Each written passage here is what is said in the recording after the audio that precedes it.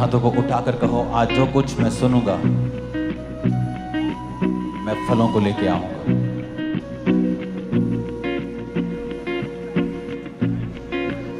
फिर से कहो, जो कुछ आज मैं सुनूंगा मैं फलों को लेके आऊंगा।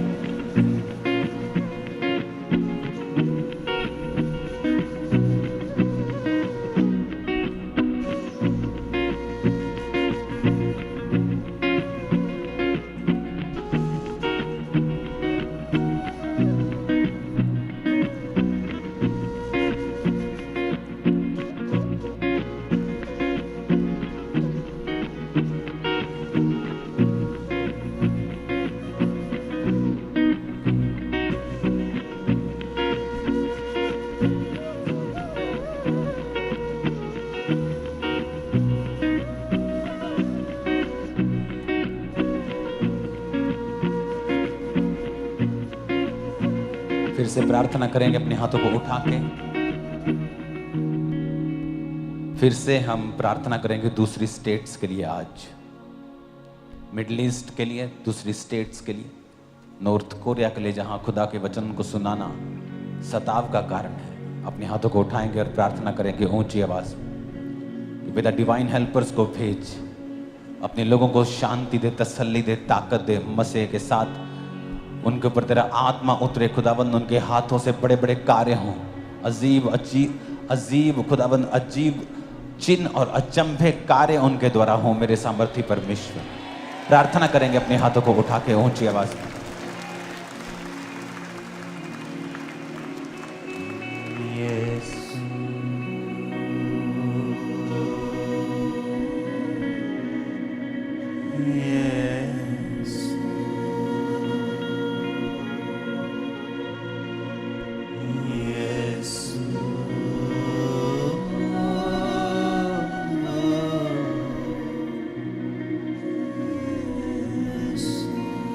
एग्जैक्ट गाओ, नहीं तो मत गाओ। अपने हाथों को उठाओ। Thank you Jesus. आज जितना वचन हम सुने खुदाबंद 100 गुना फलों को लेके आए। अंधकार की शक्तियां इन वचनों को चुरा ना सके। अपने हाथों को उठाकर ये वचन मत भूलो कि यरूशलेम इज़राइल के लिए प्रार्थना करना। ये वचन मत भूलो अपने भाइयों के लिए प्रार्थना करना, अपने संगी भाइयों के लिए जो सताव में है उनके लिए प्रार्थना करना और उनकी हेल्प करना, उनके लिए काम करना। अपने हाथों को उठा के थैंक यू जीसस बोलते हुए खुदावन से कहो, पिता तू मुझे इस्तेमाल कर अपने राज्य में। प्रभु यीशु मसीह के नाम में हम मांगते हैं। आज हम लोग सिर्फ प्रार्थना करेंगे। आज पुराने समय में अगर आप नोटिस करेंगे, आवाज आ रही है सबको? हाथों को हिलाओ, आवाज आ रही है पीछे भी?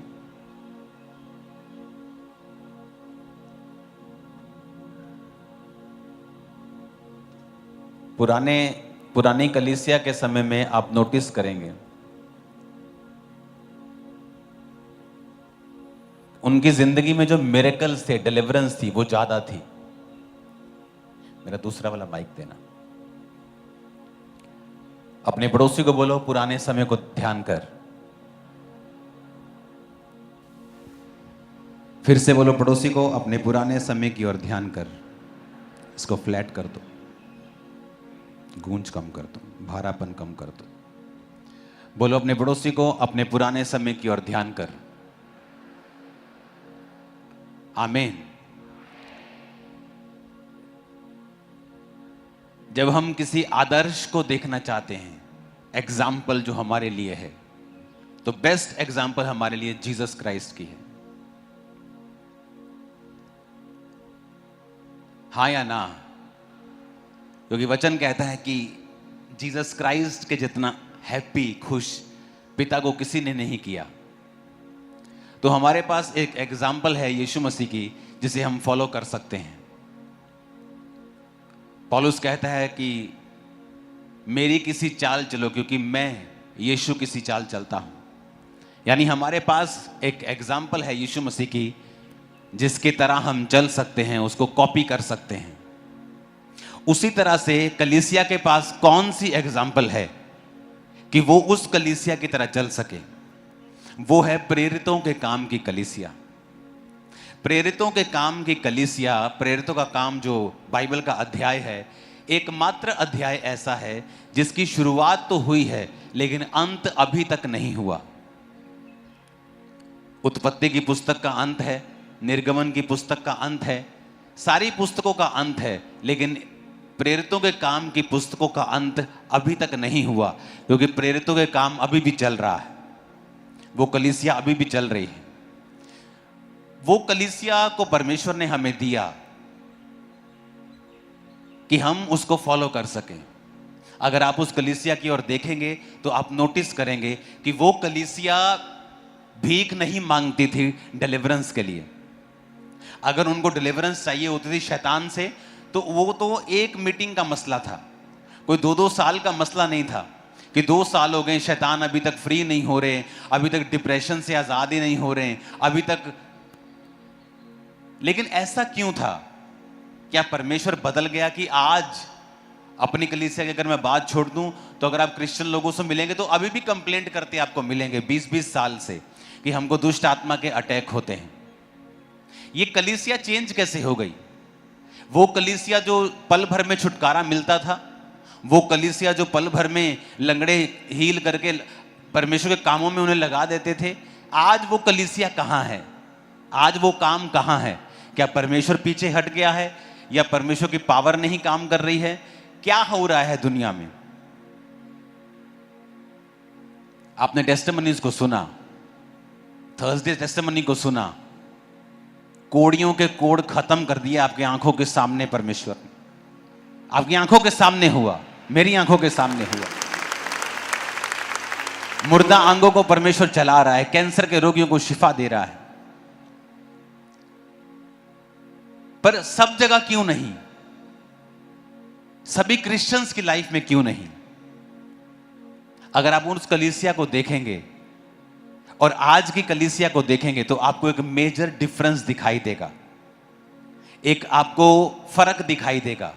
और वो फर्क ये है कि वो कलीसिया जो थी प्रेरितों के काम वाली, उनका पहला मोटिव था परमेश्वर की सेवा करना। पहला मकसद था परमेश्वर जी उठा है, इस बात का सुसमाचार आगे लेके जाना, जो प्रेरित खड़े हैं उनको सपोर्ट करना और प्रार्थना करनी। और बाइबल कहती है वो रोज प्रार्थना करने के लिए इकट्ठा हुआ करते थे। जो आज की मॉडर्न कलीसिया है, ये प्रार्थना रहित कलीसिया है।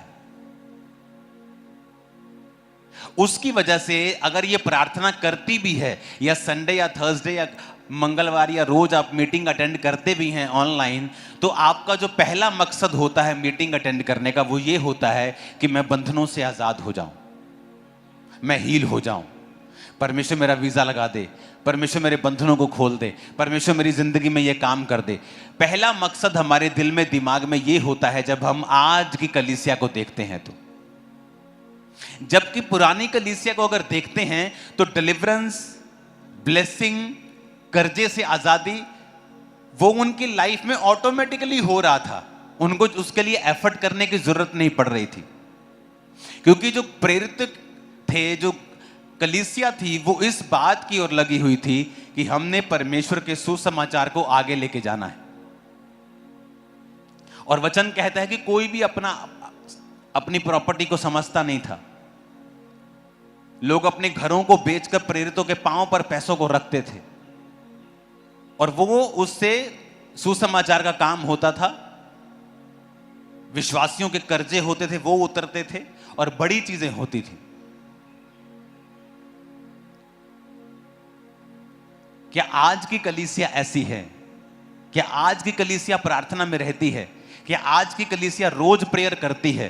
क्या आज की कलीसिया को यह दर्शन है कि हमने सुसमाचार को आगे लेके जाना है? आप में से कितने ऐसे लोग हैं जो रोज प्रार्थना करते हैं उन पास्टर्स के लिए, उन कलीसियाओं के लिए जिन पर सताव हो रहा है? अभी हाथ खड़ा करो। कितने लोग रोज प्रार्थना, दूसरों के लिए प्रार्थना, सताव वाली कलीसिया के लिए? हाथ हिलाना जरा। हाई नंबर है हमारी चर्च में, खुदा का शुक्र है।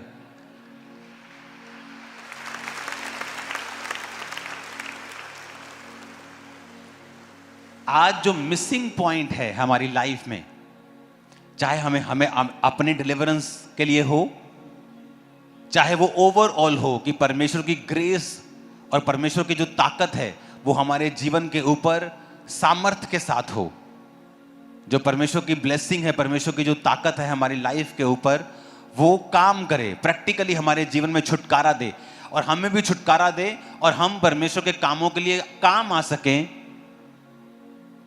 अगर हमें ऐसी लाइफ चाहिए, हमारा रिजल्ट उनके जैसा होगा अगर हमारी जिंदगी भी उनके जैसी होगी तो। कि परमेश्वर को मालूम है कि आपको कर्जों से फ्री करना है, उसको मालूम है कि आपके बच्चों को ब्लेस करना है, परमेश्वर को पता है कि आपको सुरक्षित रखना है, और वो फिर आपकी लाइफ में एक अजीब हाथ, एक अनदेखा हाथ पर भारा हाथ पर एक देखा हुआ दिखता है वो हाथ कि इस व्यक्ति के ऊपर परमेश्वर का हाथ है, फिर वो नजर आएगा आपकी लाइफ के ऊपर। आज की कलीसिया कैसी है? उनको कोई मतलब नहीं है। अगर आप फॉरेन में चले जाएं, आप दुनिया में देखें तो आपको क्रिश्चियंस मिलेंगे जिनको कोई मतलब नहीं है कि क्या वो जीवित चर्च के साथ जुड़े हुए हैं कि नहीं।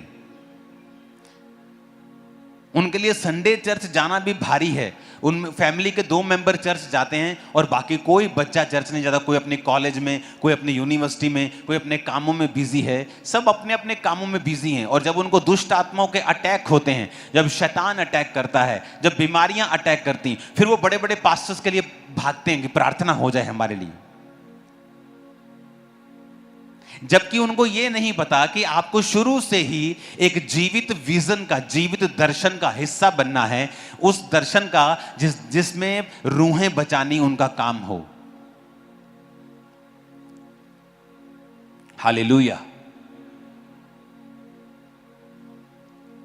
तो हमें यह बात ध्यान से समझनी है कि अगर मेरी लाइफ में मैं चाहता हूं कि परमेश्वर का आत्मा कार्य करे, अगर मैं चाहता हूं कि परमेश्वर का आत्मा मुझे छुए, मैं एक राइट ट्रैक के ऊपर चलूं जहां मुझे अपनी बेसिक नीड्स के लिए परमेश्वर के सामने रोज रोना धोना ना पड़े। आप परमेश्वर से छुटकारे की प्रार्थना कर रहे हैं, यह भी कोई बहुत अच्छी बात नहीं है, लेकिन आपको करनी पड़ रही है। आपको छुटकारा परमेश्वर देगा भी, लेकिन उससे भी आगे की लाइफ है, एक उससे भी आगे का जीवन है।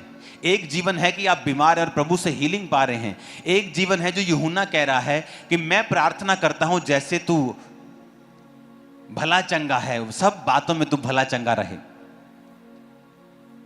तू जैसे आत्मा में उन्नति कर रहा है, तू शरीर में चंगा रहे। कहता एक बरकत यह है कि तुम चलो ही चंगियाई में, तुम बीमार पड़ो ही नहीं। एक बरकत यह है कि तुमने परमेश्वर से प्रार्थना करके चंगियाई ली। कहता उससे अच्छी चीज है कि तुम इतनी जबरदस्त रीति के साथ प्रभु के साथ चलो कि बीमार पड़ो ही नहीं, तुम भले चंगे ही रहो, तुम्हारी हर तरफ परमेश्वर की ब्लेसिंग हो। ऐसा जीवन अपनाओ, ऐसी लाइफस्टाइल तुम्हारी होनी चाहिए कि परमेश्वर की एक नेक्स्ट लेवल का लाइफस्टाइल, एक नेक्स्ट लेवल की ब्लेसिंग जो है वो तुम्हारी लाइफ के ऊपर होनी चाहिए। हालेलुया।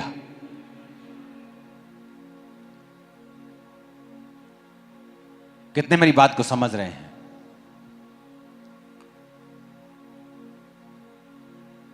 आज से कुछ महीने पहले जब मैंने आपको बताया कि मुझे बहुत कम स्वप्न आते हैं, मुझे ज़्यादा स्वप्न नहीं आते, लेकिन जब मुझे स्वप्न आते हैं तो बड़े क्लियर होते हैं, बड़े डीप होते हैं और बिल्कुल प्रभु मुझसे बात करता है स्वप्नों में, बिल्कुल क्लियर। और ये अब ज़्यादा हुआ है पिछले कुछ सालों में। जब मैं अपने मसीह की शुरुआती 10 साल में था तब होता था बहुत रेयर। तो मैं एक दिन सपना देख रहा हूं कि मैं ऑस्ट्रेलिया में हूं और वहां पर जो ऑस्ट्रेलियन लोग हैं, और मैंने ये एक मीटिंग में बताया भी है, उस मीटिंग को अभी हम वीडियो में देखेंगे, उस मीटिंग की डेट लिखी हुई है वो कौन सी डेट की मीटिंग है, पिछले साल की मीटिंग है या इस साल की है, पिछले साल की मीटिंग है वो। तो अगर आप नोटिस करेंगे कि इस साल बहुत से अटैक्स जो हैं हिंदुस्तानियों के ऊपर, इंडियंस के ऊपर बढ़े हैं, फॉरेन में बहुत ज्यादा बेइज्जती का वो सामना कर रहे हैं। पूरी दुनिया में रोज एक्सीडेंट्स होते हैं, लेकिन अगर इंडियन के द्वारा कोई एक्सीडेंट हो रहा है तो वो ज्यादा बेइज्जती का कारण बन रहा है, ज्यादा उसको उछाला भी जा रहा है। और ये बात मैंने आपको पहले बता दी थी, 1 साल पहले, कि परमेश्वर ने मुझे एक सपना दिखाया है जिसमें इंडियंस को एम्बैरेसमेंट का सामना करना पड़ रहा है। मैंने कलीसिया के हाथ में डोर दी है, अगर कलीसिया बीच में खड़ी होगी और प्रार्थना करेगी तो लोग बचाए जाएंगे। अब आपका समय है प्रार्थना करने का। और अगर मैंने आपको ये बात शुरू से बताई है, अगर आप मेरी पिछले 1 साल या 2 साल 3 साल की वीडियोस देखें तो मैंने आपको बताया था कि आने वाले समय में फॉरेन कंट्रीज का वीजा लेना सबसे मुश्किल काम होगा। Very tough, very tough.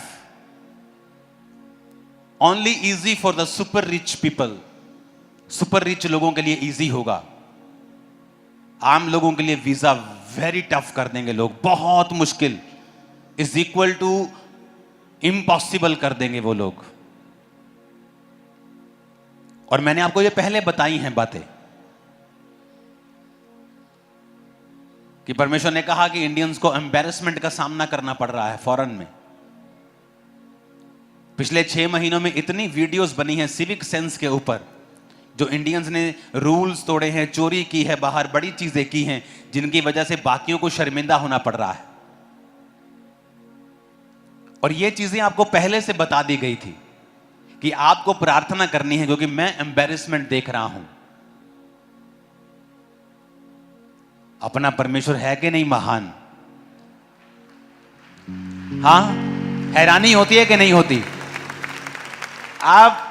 आप समझेंगे कि मैं भी कई बार अपनी प्रोफेसी को भूल जाता हूं, करके भूल गया मैं। मेरे को टीम ने याद करवाया कि वो आप, क्योंकि मेरे को मैसेज आने शुरू हुए कि 31 वाले दिन क्या पड़ता है, शायद 31 को संडे है, क्योंकि उन्होंने कहा कि हमारी चर्च जो है अगले संडे नहीं लगेगी ऑस्ट्रेलिया में, क्योंकि वहां पे रैलियां होने वाली हैं, तो इंडियंस लोग जो आएंगे तो वो उनको तंग कर सकते हैं, इसलिए हो सकता है कि अगले संडे हम चर्च ना लगाएं उधर।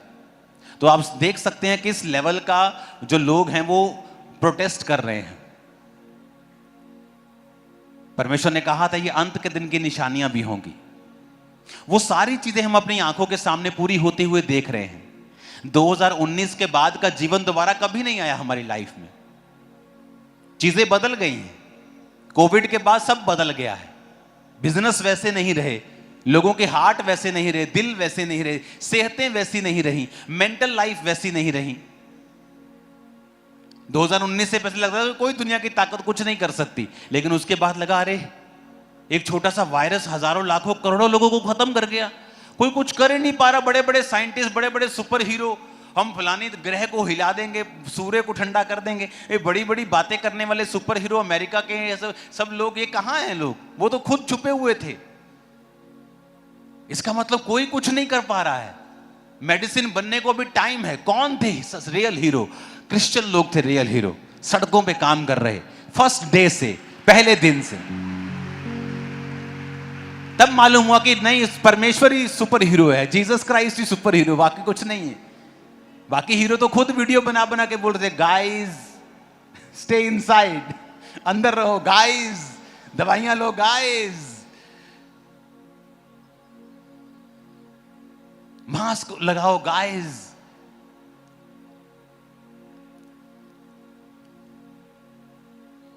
हालेलुया। तो हमें मालूम हुआ कि लाइफ चेंज हो चुकी है। 2019 के पहले की जो लाइफ थी आज तक की हिस्ट्री की, वो अब नहीं है, ना ही होगी कभी। ना तो वो माहौल है, ना कभी होगा, ना वो वापस आएगा कभी। परमेश्वर के ऊपर निर्भरता लोगों की कम थी, लेकिन अब ज्यादा है। उन्हें लगता है कि हम किसी भी तरफ से शैतान घेर सकता है, तो वो ज्यादा परमेश्वर की ओर हैं, ज्यादा रूहें बची हैं। जितना सुसमाचार 2019 में पूरी दुनिया में एक समय में लोग रोज सुनते थे, आज 3 गुना लोग सुनते हैं, इंटरनेट की वजह से और कोविड की वजह से और परमेश्वर के आने की वजह से। ये परमेश्वर के ये समय देने की वजह से 3 गुना लोग ज्यादा सुन रहे हैं। अगर आप देखेंगे, लोग 2019 से पहले इंटरनेट के ऊपर लोग इतनी मीटिंग नहीं सुनते थे, लेकिन 2019 के बाद हजारों लाखों लोग इंटरनेट के ऊपर हैं। बहुत से लाखों फौजी हैं जो इस समय पहाड़ों के ऊपर हो रही है मीटिंग सुन रहे हैं, अभी भी हजारों फौजी, हजारों और मीटिंग में हैं, क्योंकि अब परमेश्वर की जरूरत हमें ज्यादा है। और अब हमें क्या करने की जरूरत है? अब हमें कलीसिया को प्रेरितों के काम वाली कलीसिया बनने की जरूरत है। हमें यह समझने की जरूरत है कि हमारा मकसद सिर्फ हीलिंग, डिलीवरेंस यही लेना नहीं है। हमारा मकसद है जो कुछ परमेश्वर कर रहा है, जो कुछ परमेश्वर दुनिया में हर जगह कर रहा है, हमने वहां पर अपने कंट्रीब्यूशन को डालना है। और हर बार कंट्रीब्यूशन पैसा नहीं होता है। प्रेरितों के काम 1 उसकी 14 आयत में लिखा है,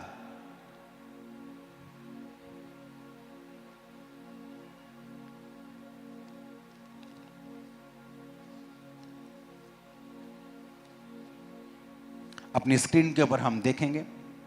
ये सब कई स्त्रियों और यीशु की माता मरियम और उसके भाइयों के साथ एक चित्त होकर प्रार्थना में लगे रहे। आप देखो, अब कलीसिया की शुरुआत हो गई है। अब यीशु मसीह चले गए हैं स्वर्ग की ओर, और यीशु मसीह कह के गए हैं कि यरूशलेम को ना छोड़ना, पिता की प्रतिज्ञा की पूरे होने की बाट जोहते रहे, यानी प्रार्थना करते रहना। और अब एक जगह बैठे हैं सब लोग, 500 लोगों से ज्यादा लोगों को परमेश्वर ने कहा था, वो सब लोग एक जगह प्रार्थना कर रहे हैं। और प्रार्थना कर रहे हैं परमेश्वर के माता, कई स्त्रियों और उसके भाइयों के साथ सब कलीसिया मिलके एक जगह होकर वो प्रार्थना करते थे। 500 लोगों से ज्यादा थे, लेकिन धीरे धीरे लोग हटते गए। उन्हें लगा यीशु मसीह चले गए, काम खत्म हो गया, अब आगे क्या करना है? आगे कुछ नहीं था, कोई हीलिंग नहीं हो रही थी, बस एक विटनेस थी। क्या विटनेस थी? हमने यीशु मसीह को मुर्दे जिंदा करते हुए देखा है, हमने यीशु मसीह को वचन देते हुए देखा है, वो परमेश्वर का एक लौता बेटा था, बस यही मालूम था। आगे हमें क्या करना भी कुछ भी मालूम नहीं था, क्योंकि परमेश्वर ने कहा था कि जब तक पवित्र आत्मा तुम पर नहीं आएगा तब तक तुम सामर्थ नहीं पाओगे, जब आएगा तो सामर्थ पाओगे, फिर तुम गवाह होगे। तो वो क्या कर रहे थे? इंतजार कर रहे थे। 500 में से 450 रह गए, 400 रह गए, 350 रह गए, अपने काम धंधे में चले गए, वेट बोर हो गए, अभी कुछ हो नहीं रहा, अभी 300 रह गया, 250 रह गया, 120 रह गए।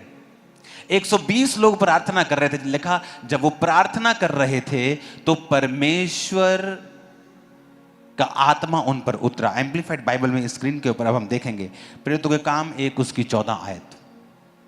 अभी ध्यान से आपको समझना पड़ेगा। अगर ये वचन हमने समझ लिया तो जो ओवरऑल ब्लेसिंग है आपकी लाइफ में, जिसकी आप वेट कर रहे हो कि मेरी शादी हो अच्छी, मेरी लाइफ में ये बरकत आए, मुझे छुटकारा मिले, मैं फ्री हो जाऊं, वो इस वचन के साथ जुड़ी हुई है। कई बार आपको वो आंसर नहीं मिलता जो आप एक्सपेक्ट करते हैं, आंसर अलग सा होता है। जिस तरह जब अलीशा के पास वो नामान कोड़ी गया तो सोचा कि जब मैं बाहर जाऊंगा तो मैं एक देश का डिप्लोमेट हूं, तो अलीशा बाहर आके मेरे सिर पे हाथ रखेगा, लेकिन ऐसा नहीं था। अलीशा ने अंदर से कह दिया, जा और यर्दन नदी में डुबकी मार। वो नाराज हो गया वो, क्योंकि कई बार चीजें आपके हिसाब से जब नहीं होती तो इसका मतलब ये नहीं है कि परमेश्वर कर नहीं रहा। आपको यह समझना है कि परमेश्वर का हिसाब क्या है, क्योंकि आप उसके हिसाब से ब्लेस होंगे। तो जब वापिस जा रहा था वो, तो उसके नौकर ने कहा, कौन सी मुश्किल चीज तुझे बोल दी है? अगर तुझे कुछ और भी मुश्किल कहता तो तू करता ना, तू करता तो तुझे डुबकी मारनी मार ले, तेरा क्या जाता है। जब डुबकी मार के बाहर आया, 7 डुबकियां मारी, 7वीं डुबकी में लिखा उसकी त्वचा एक बच्चे के समान निर्मल और शुद्ध हो गई थी। आमीन। अब यहां पर कलीसिया क्या कर रही है? वो परमेश्वर की बाट जो रही है कि पवित्र आत्मा वो भेजे, और वो प्रार्थना कर रही है, वो प्रेयर कर रही है।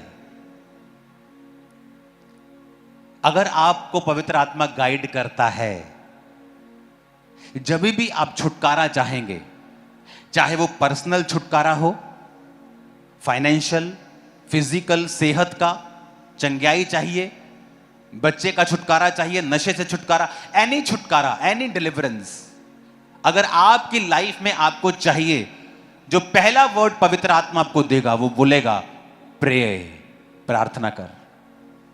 फर्स्ट वर्ड फास्टिंग के साथ करेंगे, सोने पे सुहागा, लेकिन पहला वर्ड जो आपकी लाइफ में आएगा वो होगा प्रे, प्रार्थना। मैं अपनी लाइफ के एक ऐसे मुकाम तक पहुंच गया जहां से पीछे जाना पॉसिबल नहीं था, आगे जाना मुश्किल हो रहा था। एवरी डे मेरी प्रार्थना उस समय 7 से 8 घंटे की थी, रोज। आज मेरी प्रेयर 8 घंटे की नहीं है, लेकिन उस समय जब छुटकारा था तो परमेश्वर ने कहा था एक्स्ट्रा मेहनत कर। अपने प्रेयर रूम में जब मैं, क्योंकि रात को इतनी प्रार्थना आप नहीं कर सकते, आप सो जाएंगे, आप थक जाएंगे। अगर आप अकेले हैं तो लोगों में आप कर सकते हैं, तो मैं दोपहर को भी अपने समय को देता था। जब दोपहर को मैं अपनी टीम के साथ ऐसे रूम में जाता था, जिस रूम में पास्टर सोनिया ने पवित्र आत्मा पाया था वो हमारा प्रेयर रूम था, तो उस रूम में जब मैं जाता था तो ये सुखविंदर, सिद्धांत, बहुत से लोग वहां होते थे और हम वर्शिप करते थे। मैं अपने फ़ोन पे सॉन्ग लगा के बैठता था, 1 घंटा 2 घंटा, फिर प्रार्थना करनी, फिर सॉन्ग लगाना, फिर प्रार्थना करनी। इनको मालूम होता था ये एक एक करके बीच बीच में 3-4 घंटे बाद खिसकना शुरू हो जाते, एक एक करके, कि अब ये तो हिलेंगे नहीं 6-7 घंटे, तो ये एक एक करके वहां से 3-3, 4-4 घंटे प्रार्थना करके चले जाते थे। तो वो प्रेयर, जो मेरी प्रेयर लगातार हो रही थी विदाउट किसी विषय के ऊपर, क्योंकि मेरी फुल लाइफ ऐसी थी कि मैं फंस चुका हूं, आगे कोई मेरे को मेरी हीलिंग नजर नहीं आ रही, मैं क्या करूं। लेकिन जब वो प्रेयर आप कंटिन्यू करते हैं, प्रेयर बंधनों को तोड़ देती है, वो आपको पर्सनल छुटकारे के पास ले जाती है। आपकी लाइफ का जितना मर्जी बड़ा प्रॉब्लम क्यों ना हो, एनी प्रॉब्लम जितना मर्जी बड़ा क्यों ना हो, प्रेयर वेरी इंपॉर्टेंट। प्रार्थना के बाद ही प्रभु आपको गाइड करता है, प्रार्थना के बाद ही वो आपको कई बारी कुछ खाने को कहेगा, कुछ अलग डाइट लेने को बोलेगा, आपको कुछ अलग करने को बोलेगा, या आपको फेथ, विश्वास रख के आपको धीरज रखने को, वो कुछ भी आपके साथ कर सकता है जब आप हैवी अपने आप को फुल डेडिकेशन की प्रार्थना में लगाते हैं। एम्प्लीफाइड बाइबल में लिखा है, अगर हम इसे देखेंगे, प्रेरितों के काम 1 उसकी 14 आयत में हम पढ़ेंगे तो उसमें लिखा है all of these were with their mind in full agreement. हमें यह समझना होगा ऑल ऑफ दीज, कौन ऑल ऑफ दीज? 120 लोग। उनमें कौन कौन था? जीसस के भाई, सब प्रेरित, माता जी, है ना, सब जीसस के भाई ना हो, लेकिन कुछ थे कुछ नहीं थे, कुछ सारे चेले थे, लोग थे। कितने लोग थे? 120। ऑल ऑफ दिस का मतलब वो 120 लोग with their mind in full agreement. यह समझना जरूरी है। कहता अपने दिमाग में फुल एग्रीमेंट के साथ, पूरा मन बना के। और आपकी प्रार्थना कैसे होती है? 10 मिनट प्रार्थना की, फोन पे घंटी बजे, टुंग, व्हाट्सएप आया, व्हाट्सएप आया, व्हाट्सएप आया, हाँ हाँ आना मैं प्रे करके आना। फुल एग्रीमेंट है ही नहीं। टीवी लगा हुआ है, फोन बज रहा है, ना दूसरों को अकल है, वो बाहर से दरवाजा नॉक कर रहे, ठक ठक ठक ठक। मैंने अपने घर में, जब मैं मैरिड नहीं था, मैंने अपने दरवाजे के बाहर लगाया और अपने बेडरूम के बाहर, खटखटाना मना है। कोई मेरे दरवाजे को खटखटा नहीं सकता any time of the day. ऐसे ठक ठक तुम नहीं कर सकते। तुम्हें मुझे मिलना है, तुम टीम मेंबर हो, मेरी फैमिली भी, मुझे मैसेज करो। आप ऐसा कुछ लोग नहीं कर पाएंगे, क्योंकि मैं एक असाइनमेंट के नीचे था, मुझे बड़ा काम करना था। कलीसिया बड़ी थी, लाखों लोग थे उस समय भी, तो मुझे संभालने थे। मैं प्रेयर में डिस्टर्ब रहूंगा तो आपको क्या सिखाऊंगा। तो मेरे बेडरूम के बाहर लिखा रहता था, खटखटाना मना है। आज जहां मेरा प्रेयर रूम है वहां के लॉक इतने दरवाजे पड़ते हैं कि कोई खटखटाए भी बाहर के में तो मुझे सुनता नहीं मेरे को अंदर, तो ना ही कोई खटखटाता। उनको मालूम है, पैटर्न बन गया है कि खटखटा नहीं सकते आप हमारे दरवाजों के बाहर। अगर आपको मिलना है, कोई बात करनी है, आप फोन पे मैसेज लीव कर दीजिए। अगर मैं प्रेयर में नहीं हूं तो मैं देख लूंगा, अगर मैं प्रेयर में हूं तो मैं मैसेज नहीं देखूंगा। कितने मेरी बात को समझ रहे हैं। आज ये चीज की कमी है। विद देयर माइंड्स, अपना दिमाग कहता, दिमाग, विद देयर माइंड्स, अपना दिमाग, इन फुल, हाफ नहीं, एग्रीमेंट, फुल एग्रीमेंट। आपके साथ एग्रीमेंट करता है ना आपका बॉस कि एग्रीमेंट कर, अगर इतनी तनख्वाह चाहिए तो तू 2 साल नौकरी नहीं छोड़ सकता, मैं भी तुझे निकालूंगा नहीं। हम एग्रीमेंट करते हैं, चल एग्रीमेंट करते हैं, ये जमीन मेरी हो गई, बयाना कर दिया, एग्रीमेंट हो गया। अब कोई मुकर नहीं सकता, मुकरेगा तो डबल वापस करना पड़ेगा तुझे या मुझे। कितने मेरी बात समझ रहे हैं कि तुझे अब डबल वापस करना पड़ेगा अगर तुम मुकरा, तो एग्रीमेंट हो गया। एग्रीमेंट नहीं है हमारा परमेश्वर के साथ। हमारी प्रेयर जो है विदाउट माइंड, बिना दिमाग के एग्रीमेंट के। अगर हम प्रेयर करते हैं ना तो विदाउट एग्रीमेंट है, कभी भी बैठ जाएंगे। सारा दिन काम धंधा करके, काम करके पीठ जब दुखने लग जाएगी, फिर बीबियां बैजूंगे, बैठते हैं टोला गया, क्या देंगे हम प्रभु को। इतने बर्तन मांज के, इतनी सफाई करके, इतना काम करके आप थकेंगे, आपका शरीर है, लेकिन क्या वो थका हुआ समय परमेश्वर को देना चाहिए? आप ये बताओ। आपके घर में बाहर जब कोई भिखारी आता है, वो बोलता है कि मुझे कुछ दे दो, आप फ्रिज खोलते हो, आप देखते हो कल का क्या बचा है ना। आप ये नहीं, आप देखते कि हाँ फ्रेश क्या, आपको पता है ये मेरे बेटे के लिए, बेटी के लिए, तो ये कम, लेकिन आप फ्रिज से अच्छी चीजें चाहे हो, आप बचा हुआ निकाल के दे देते हो। समझ आई कि नहीं? आप जीसस को बचा हुआ दे रहे हो, बचा हुआ समय, सारे दिन की थकावट, सारे दिन की मच लड़ाइयां झगड़े करके, फोन सब करके, सफाइयां, थक के, जब बॉडी पूरी पिसी हुई है, जब सोने का समय आ चुका है, आप प्रेयर में बैठ जाते हो। इसका मतलब आपका जो एग्रीमेंट है वो सही नहीं है।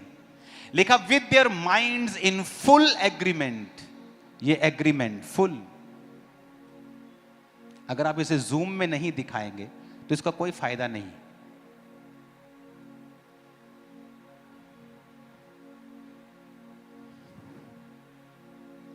With their minds in full agreement. आगे लिखा है devoted themselves steadfastly to prayer. अपने आप को डिवोटेड किया हुआ है। आप चले जाओगे ना पहाड़ों पे, मॉन्क्स मिलते हैं जो बौद्ध धर्म के, दूसरे डिवोटेड, शादी नहीं करनी, डिवोटेड, एक स्पेशल टाइप का खाना ही खाना है, ये नहीं करना, वो नहीं करना, ये नहीं कर सकते। डिवोटेड देमसेल्व, अपने आप को समर्पण के साथ उन्होंने रखा हुआ है। स्टेडफास्टली टू प्रेयर, किसके लिए? प्रेयर के लिए। अब मैं कलीसिया से पूछना चाहता हूं जो ये कहते हैं कि हमारे जीवन में परमेश्वर काम करे, मेरा घुटना दर्द कर रहा है, मेरी फैमिली में कोई नशा करता है, वो नशा ही करी जा रहा है, 2 साल से 3 साल से माता तंग है तो तंग ही है। क्यों ऐसा हो रहा है? क्योंकि ये लाइन की कमी है कि with their minds in full agreement, पूरे एग्रीमेंट के साथ डिवोट किया है अपने आप को, स्टेडफास्टली टू प्रेयर, कि पूरे दिमाग में एग्रीमेंट के साथ पूरी प्रेयर में हमने अपने आप को खोप दिया है, दे दिया है, खुबा दिया है, डुबा दिया है, अपने आप को पूरा परमेश्वर के प्रार्थना में दे दिया है। क्या है ऐसी प्रेयर आपकी? अगर नहीं है तो कर लो, क्योंकि रिजल्ट हम प्रेरितों के काम वाले चाहते हैं और प्रार्थना हमारी बच्चों वाली है। फिर आगे लिखा है वेटिंग टुगेदर, इकट्ठे एक जगह पर वो प्रार्थना कर रहे थे। विद द वुमेन, बहुत सी स्त्रियां, Mary the mother of Jesus, Yeshu Masih की माता, एंड विद हिज ब्रदर्स, उसके भाइयों के साथ। अपने दिमाग में लिखा with their minds in full agreement, top level agreement कि मुझे इतने घंटे रोज परमेश्वर को देने हैं, कुछ भी हो जाए। एक जिम वाले को भी पता है मैं रोज या इतने घंटे नहीं दूंगा तो मेरी बॉडी शॉडी नहीं बनेगी, फिट में रह सकता हूं। लेकिन एक आत्मिक बंदा जो है वो मूर्खों की तरह बिहेव करता है और बिना किसी डिसिप्लिन के चाहता है कि उसकी जिंदगी में परमेश्वर बड़ा काम करे। वो आपको खाना दे सकता है, पीना दे सकता है, आपकी स्टडी में हेल्प कर सकता है, लेकिन अगर आप बड़े चीजें चाहते हैं तो वो इन चीजों के बिना आपकी लाइफ में नहीं आएंगी। हालेलुया। प्रेरितों के काम 2 उसकी 1 आयत में लिखा है, जब पेंटिकोस्ट का दिन आया तो वो सब एक जगह इकट्ठे थे। क्या कर रहे थे? इकट्ठे प्रार्थना कर रहे थे। फिर से देखेंगे उस वचन को, प्रेरितों के काम 2 उसकी 1 आयत को, कि जब पेंटिकोस्ट का दिन आया तो वो एक जगह क्या थे? अपने पड़ोसी को बोलो, इकट्ठे थे। वहां क्या कर रहे थे? इकट्ठे पार्टी कर रहे थे, वो प्रार्थना कर रहे। उनकी आदत थी ये, उनकी ये आदत थी, उस कलीसिया की आदत थी प्रार्थना करना।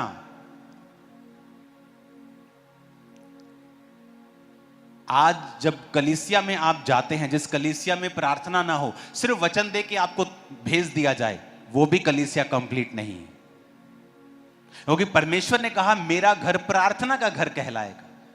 अपने आप को बहुत बहुत बड़े वचन के जानकार बोलने वाले, कितनी प्रार्थनाएं आपने, फुल नाइट प्रार्थनाएं की हैं आपने, कितनी कलीसिया आपकी प्रार्थना करती है।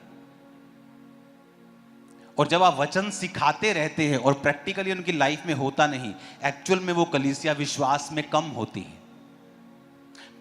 प्रेइंग जो चर्च है वो ज्यादा पावरफुल है, और वचन की रोशनी उन पर देते रहना, वचन उनको सिखाते रहना डीप, ये बहुत इंपॉर्टेंट है।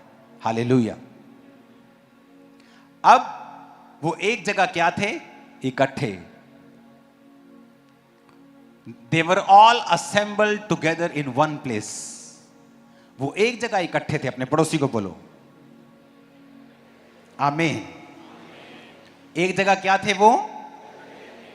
फिर से बोलो अपने पड़ोसी को, एक जगह क्या थे? इकट्ठे थे।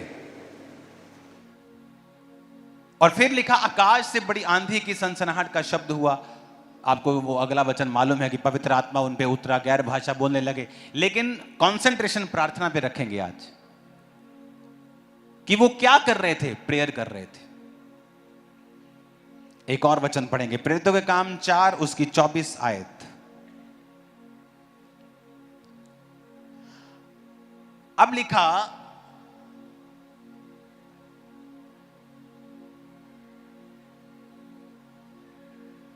ये सुनकर उन्होंने एक चित्त होकर ऊंचे शब्द से परमेश्वर से कहा, हे स्वामी तू वही है जिसने स्वर्ग, पृथ्वी, समुद्र और जो कुछ उसमें है बनाया। ये भी वो समय है जब उन पर सताव आया और वो एक जगह होकर क्या कर रहे थे? प्रार्थना कर रहे थे। अब लिखा, and when they heard it, जब उन्होंने सुना, दे लिफ्टेड देयर वॉइसेस, उन्होंने अपनी आवाज को लिफ्ट किया। ये लगता है कि परमेश्वर सब जानता है। आप किसी बंदे से पूछो ना कि आप, वो क्रिश्चियन बिजनेसमैन है, बहुत हाई, अच्छे पैसे कमाता है, उसको बोलो कि यार सताव हो रहा है वहां, हाँ वो सरकार आई यार, उसको कुछ नहीं पता उसे प्रेयर करनी है, उसकी जिम्मेवारी है। और एक दिन अचानक उस पर बीमारी का अटैक होता है और वो हील नहीं हो रही, और वो हैरान है, वो क्रिश्चियन है, फिर वो पास्टर के पास जा रहा है, चर्च में जा रहा है, उसे समझ नहीं आ रही वो हील ही नहीं हो रहा है, क्योंकि उसका जो मकसद था पैसा कमाने का, वो चर्च होनी चाहिए थी, सपोर्ट होनी चाहिए थी, सुसमाचार को फैलाना होना चाहिए था।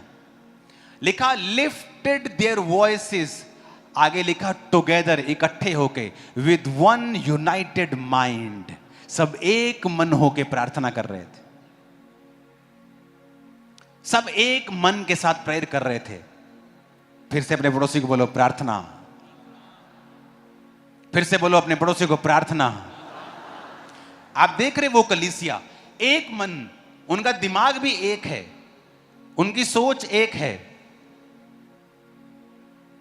उस समय कोई आगे नहीं आ रहा मेरे लिए प्रार्थना कर दो इस चीज के लिए, मेरे बच्चे लिए अभी मैं वचन छोड़ के यहां खड़ा हो जाऊं, यहां से अभी लोग निकलने शुरू हो जाएंगे कॉपी पेन लेके और फोटो में लेके, पापा जी हाथ रख दो, हुणे वचन सुनाओ, बाद पहला हाथ रख दो। जब हम पहला काम प्रभु को रखेंगे, दूसरा अपना रखेंगे, आपका अपना जल्दी हो जाएगा, यकीन करना।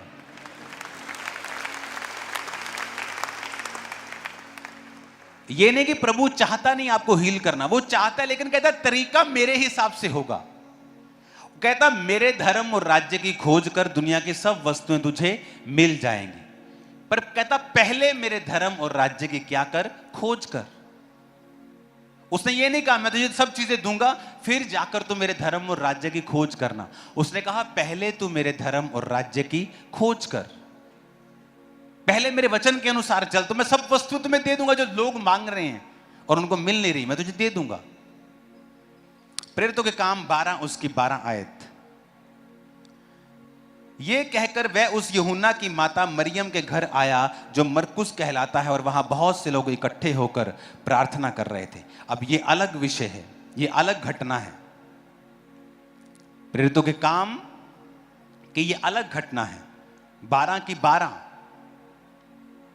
पूरे प्रेरितों के काम में हम देखते हैं कि कलीसिया जब भी आपको मिल रही है वो प्रार्थना करती हुई ही मिल रही है। अपने पड़ोसी को बोलो, कलीसिया जब भी मिल रही है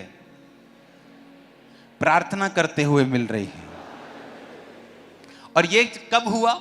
ये पतरस जब बंदी गृह में, जब जेल में डाल लिया, उन्होंने पहले एक चेले को पकड़ा और उसे मार दिया। जब उसको मारा तो यहूदी जो लोग थे बड़े खुश हो गए। तो जो गवर्नमेंट थी उसे लगा लो जी इनका एक बंदा मारा तो विरोधी सारे खुश हैं, सारी वोटें मिलेंगी हमें।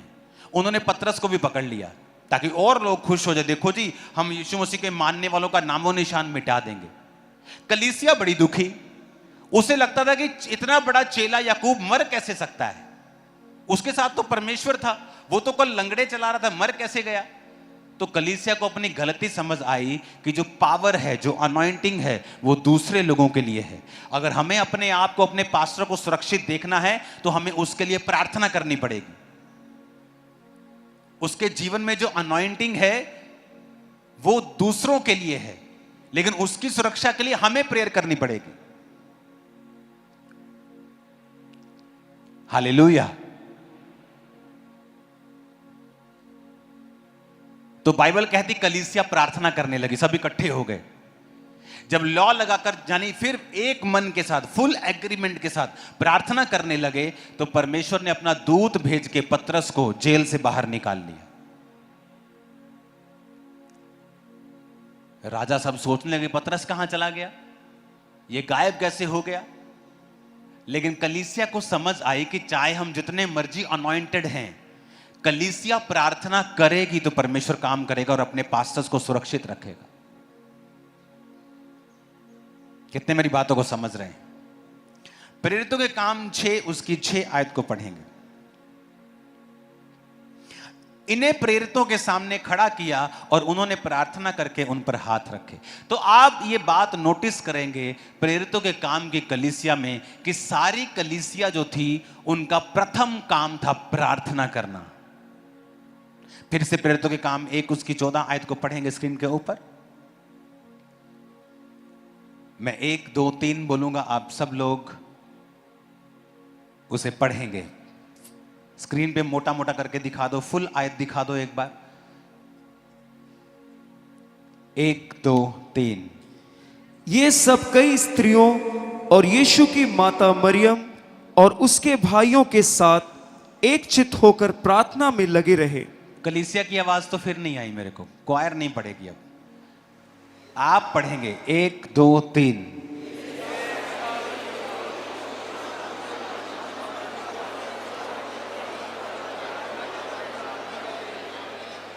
हालेलुया। फिर से पढ़ेंगे, कहता ऑल ऑफ दीज, ये सब with their minds in full agreement. अपने पड़ोसी को बोलो फुल एग्रीमेंट। डिवोटेड देमसेल्फ, अपने आप को पूरा समर्पण करके, डिवोट करके, स्टेडफास्टली टू प्रेयर्स, प्रार्थना के लिए अपने आप को फुली समर्पण के साथ और अपने दिमागों में फुल एग्रीमेंट के साथ वो परमेश्वर के सामने प्रार्थना कर रहे थे। हालेलुया। आप तैयार हैं ऐसी प्रार्थनाएं करने के लिए? अपने घरों में आपकी जो प्रेयर्स होनी चाहिए उसका स्पेशल समय, उसकी स्पेशल डेडिकेशन होनी चाहिए।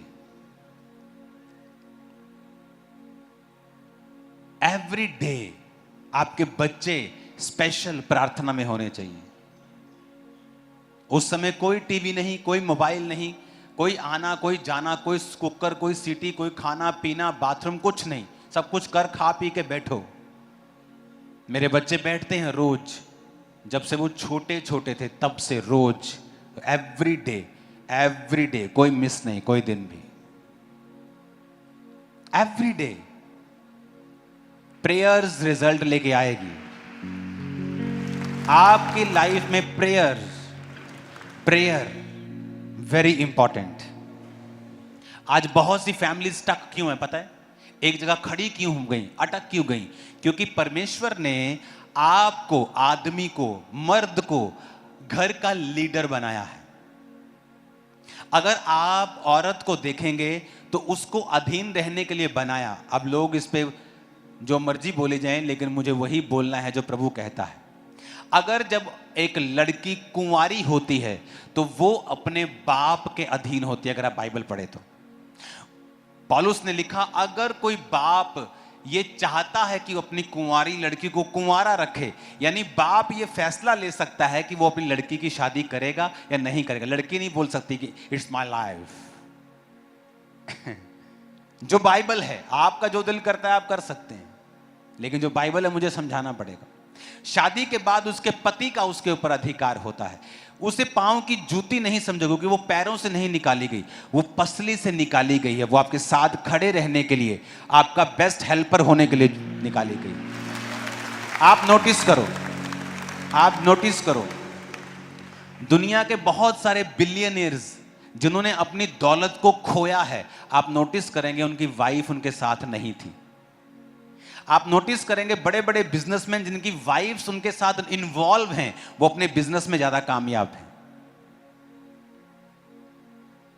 मर्द वो नहीं रिकॉग्नाइज कर सकता जो औरत कर सकती है। औरत वो लीडिंग नहीं कर सकती जो मर्द कर सकता है। तो शैतान क्या करता है कि वो अलग अलग काम करता है। औरतों को वो इमोशनल पचड़ों में फंसाता है और मर्दों को वो अलग पचड़ों में फंसाता है कि मर्द अगर प्रार्थना नहीं करेंगे तो परमेश्वर की अगुवाई आपको प्राप्त नहीं होगी। आपको मालूम नहीं होगा इस विषय में मैं क्या करूं, अपने फाइनेंस के विषय में कौन सा डिसीजन लूं, मैं कौन सा ऐसा डिसीजन लूं कि आगे बढ़ सकूं, क्योंकि आपकी प्रेयर लाइफ जो है वो जीरो है। एक वर्शिप कर रहा था मैं, बहुत अनॉइंटेड वर्शिप थी। मैंने बहुत बार अर्नेस्ट मॉल के जब सॉन्ग्स को मैं सुनता हूं तो आप देखेंगे ना वीडियो, तो सामने लोग बैठे हैं और मोस्टली बंदे क्या कर रहे हैं मैं आपको दिखाता। एक जना आ जाओ प्लीज। क्या कर रहे हैं? मोस्टली वर्शिप चल रही है, हाँ, और फुल वर्शिप चल रही, औरतें पूरी ताली के साथ वर्शिप कर रही, और बंदे कैसे बैठे हैं? इतना अनॉइंटेड सॉन्ग चल रहा है। सिद्धांत गाना कोई सॉन्ग जरा ऐसे दिल से शुक्रगुजार हैं हम, गाना जरा ऐसे ही बिना म्यूजिक। दिल से शुक्रगुजार हैं हम तेरे। वो इधर उधर देख रहे हैं, वो आप देखना वीडियोस, ताली बजा रहे, ताली कैसे बजा रहे देख रहे, ताली बजा रहे, देख ताली, दिल से शुक्रगुजार। ताली ये देखो ताली बजा रहे, ताली भी नहीं बजा रहे मर्द लोग। कैसा शैतान ने तुम्हें अंधा कर दिया है, तुम्हें बोंधू कर दिया है, तुम्हें बोंगा कर दिया है, तुम्हारे दिमाग को बांध दिया है, तुम्हें डफर कर दिया है कि तुम्हें वर्शिप करनी नहीं आ रही। और वर्शिप में छुटकारा है, वर्शिप में परमेश्वर बात करता है, वर्शिप में प्रोफेसी देता है, वर्शिप में आपसे काम करता है। और शैतान को दिक्कत तो होगी, जब आप लोग खामरा में आते और मर्द लोग सब नाच रहे डांस कर कर, शैतान को दिक्कत तो होगी क्योंकि उसको पता है कि ये वर्शिप में लग गए हैं सभी। पहले मैंने इन्हें बांधा हुआ था। आपके सामने एक अनॉइंटेड सिंगर गा रहा है और आप कर रहे, तुम कौन सा छत का पेंटर हो तुम कि छत देख रहे हो तुम? और औरतें वर्शिप कर रही और बंदे बैठे हैं और ऐसे देख रहे हैं, ऐसे ऐसा महसूस हो रहा है कि ये लोग यीशु मसीह को जानते हैं। जब पूछो आप कौन हैं, मेरा जो दादाजी हैं आरसी बिशप थे, मेरे जो पापा हैं वो पास्टर थे, हैं? और तुम्हें वर्शिप करनी नहीं आती? तुम्हें बैठना तक नहीं आता? परमेश्वर की प्रेजेंस में बैठना कैसे, आंखें बंद कर तक नहीं करनी आती तुम लोगों को?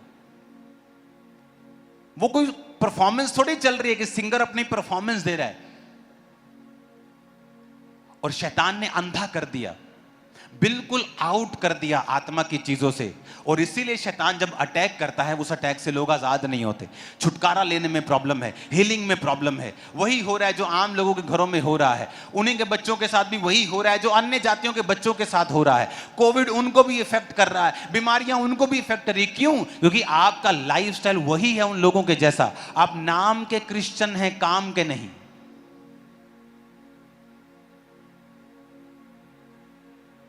हालेलुया। हमें वो करना पड़ेगा अगर रिजल्ट भी वैसा चाहिए।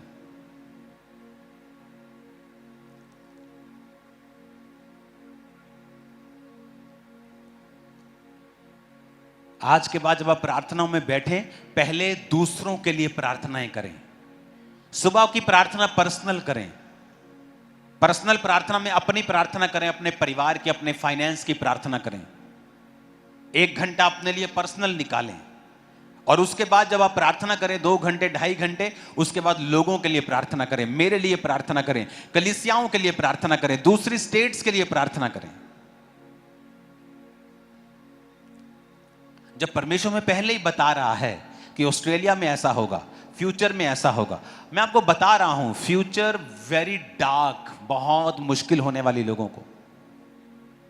और क्रिश्चियंस लोग ऐसे चमक के साथ आएंगे, आंखें धुंधली पड़ जाएंगी लोगों को,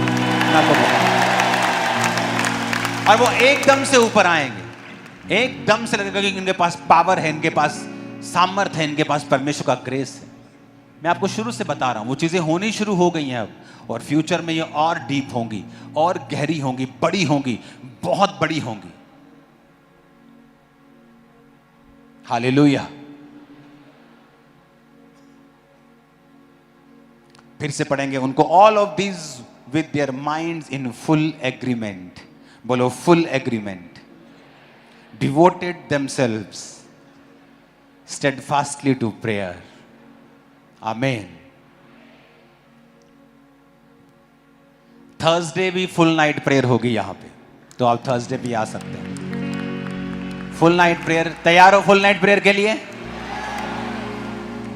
फुल नाइट प्रेयर करेंगे, अच्छी तरह से धोएंगे सारी चीजों को। आमीन। जीसस क्राइस्ट ने हर रोज फुल नाइट प्रार्थना नहीं की। जो लोग फुल नाइट बोलते हैं, मैं रोज रात को 6 घंटे प्रार्थना करता हूं, उसने आपको शरीर दिया है, उसकी टेक केयर करने की जिम्मेवारी भी आपको दी है। यीशु मसीह ने 24 घंटे रोजे नहीं रखे। बहुत से चेले हैं जो ओवर फास्टिंग करके बीमार हो जाते हैं। तो हमें हर चीज बैलेंस में चाहिए। कितने मेरी बात को समझ रहे हैं? आप रोज रात को 2 घंटे 3 घंटे प्रार्थना में लगाएं, सुबह लगाएं 2 घंटे, इनफ है। अगर आप बिलीवर हैं 2.5 घंटे परमेश्वर को दें, 2.5 घंटे से ज्यादा प्रार्थना करते हैं, बाइबल वर्शिप प्रेयर मिला के, दैट्स इट। प्रभु आपके संग है। अगर आपको छुटकारा चाहिए, आप थोड़ा समय बढ़ाएं। पीछे एक न्यूज आ रही थी कि एक बच्चे को सांप ने काट लिया, और जब वो गया डॉक्टर के पास तो उसको 76 इंजेक्शन लगे उसको बचाने के लिए, एंटी वेनम के। डॉक्टर ने हार नहीं मानी, वो एक इंजेक्शन से 2, 3, 4, 5 क्रिश्चियन बंदे से पूछो, प्रार्थना की? हाँ जी। कितनी देर? 1 घंटा। जवाब आया? नहीं। उसके बाद क्या? प्रार्थना नहीं की। एक डॉक्टर को, शारीरिक आदमी को पता है अगर एक चीज से आराम नहीं आ रहा, डोज बढ़ानी है। क्रिश्चियन को नहीं पता डोज बढ़ानी। इसलिए तो प्रभु ने कहा था दूसरे लोग तुमसे ज्यादा समझदार हैं और तुम नालायक हो। उसने कहा है बाइबल में, कहता ज्योति के लोग जो हैं हनेरे के लोगों से कम चतुर, कम चालाक, कम बुद्धिमान है।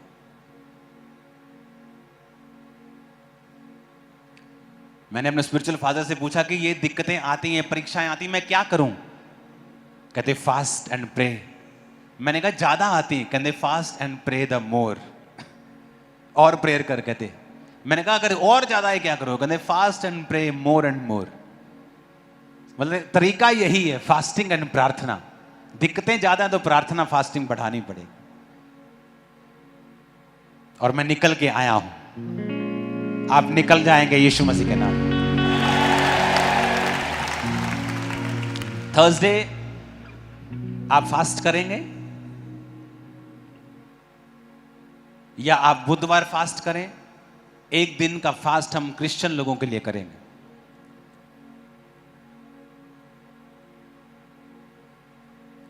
तो वो आप एक दिन पहले फास्ट कर लें और थर्सडे आप शाम को जब आएंगे तो प्रार्थना हमारी 8 बजे मीटिंग स्टार्ट होगी। इस थर्सडे फुल नाइट प्रेयर होगी। प्रार्थना खत्म होने के बाद आपको अच्छी सी चाय पिलाऊंगा मैं। हालेलुया। तो रेडी रहो, अपने प्रेयर पॉइंट्स को लिख के लेके आओ। आपको क्या चाहिए? पर्सनल प्रेयर पॉइंट्स लिख के लेके आओ। फास्ट किस लिए करेंगे? क्रिश्चियंस के लिए जिन पर परसिक्यूशन हो रही है, सताव हो रहा है। अपनी प्रेयर भी करेंगे आके उस दिन, दूसरों के लिए प्रार्थना भी करेंगे उस दिन। वर्शिप भी करेंगे, वचन भी सुनेंगे, प्रार्थना भी करेंगे, सामर्थ्य से भरेंगे भी। छुटकारा आपको भी मिलेगा, देश को भी मिलेगा। हालेलुया। बहुत सारे सतावों को मैं देख रहा हूं।